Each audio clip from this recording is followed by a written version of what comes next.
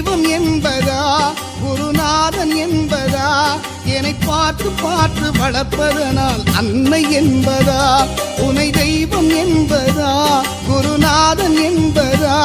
என்னை பார்த்து பார்த்து வளர்ப்பதனால் அன்னை என்பதா உனை கடவுள் என்பதா கருணை வடிவம் என்பதா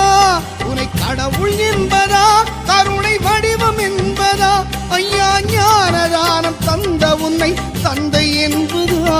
உனை தெய்வம் என்பதா குருநாதன் என்பதா என்னை பார்த்து பார்த்து வளர்ப்பதனால் அன்னை என்பதா